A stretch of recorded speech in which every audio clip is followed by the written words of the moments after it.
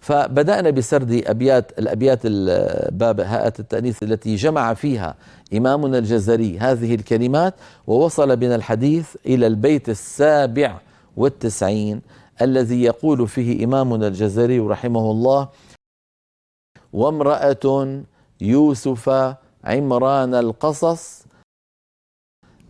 تحريم معصية بقد سمع يخص. نعيد البيت: وامرأة يوسف. ما معنى وامرأة يوسف؟ هذه يوسف مر معنا نظائرها وأذكركم بذلك. هي اسم منصوب بنزع الخافض، وأصل الجملة وامرأة في يوسف أو في سورة يوسف، وامرأة في سورة يوسف. فهذه الكلمة لما حذفنا منها في صارت يوسف التي كانت مجرورة بفي انتصبت، وباعتبار أن كلمة يوسف ممنوعة من الصرف فلا تظهر عليها الكسرة، فآخرها فتحة سواء كانت مجرورة بفي أو منصوبة بنزع الخافض، فعلى الحالتين آخرها فتحة. فهذا البيت قال فيه إمامنا الجزري أن امرأة في سورة يوسف مبسوطة أينما جاءت. امرأة العزيز أضيفت كلمة امرأة إلى اسم ظاهر، إلى اسم ليس بضمير، اسم ظاهر، فالمضاف والمضاف إليه هو علامة أن هذه التاء مبسوطة.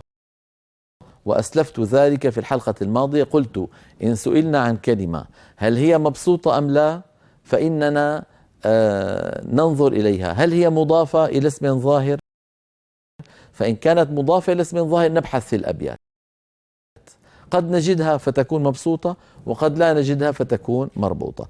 أما إن لم تكن مضافة إلى اسم ظاهر مباشرة نحكم عليها أنها مربوطة، كقوله تعالى مثلا: وامرأة مؤمنة إن وهبت نفسها للنبي.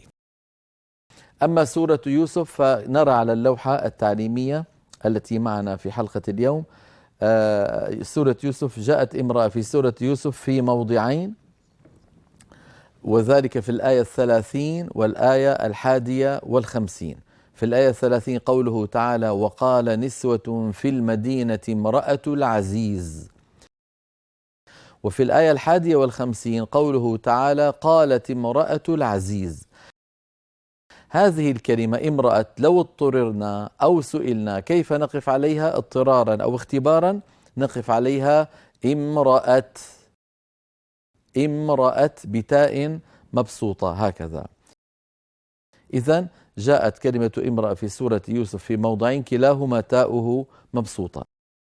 ننتقل إلى الموضع الثاني في سورة عمران، وهي سورة آل عمران، في الآية 35 قوله تعالى: إذ قالت امرأة عمران. لو اضطررنا نقف عليها إذ قالت امرأة هكذا بتاء مبسوطة. ننتقل إلى الموضع الذي بعده وهو سورة القصص الآية 9 قوله تعالى: وقالت امرأة فرعون. أيضا لاحظوا بأن هذه الكلمة جاءت مبسوطة، فلو اضطررنا أو سئلنا نقف عليها وقالت امرأة هكذا بتاء مبسوطة. السورة الرابعة والأخيرة وهي سورة التحريم كما نرى على اللوحة، جاءت في كلمة امرأة فيها في 3 مواضع. الموضعان الأولان في الآية 10 وهو قوله تعالى: امرأة نوح وامرأة لوط. والموضع الثالث في الآية 11 وهو قوله تعالى: امرأة فرعون.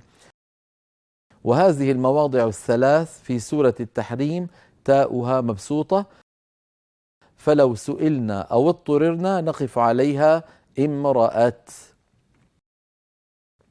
هذا ما يتعلق بكلمة امرأة.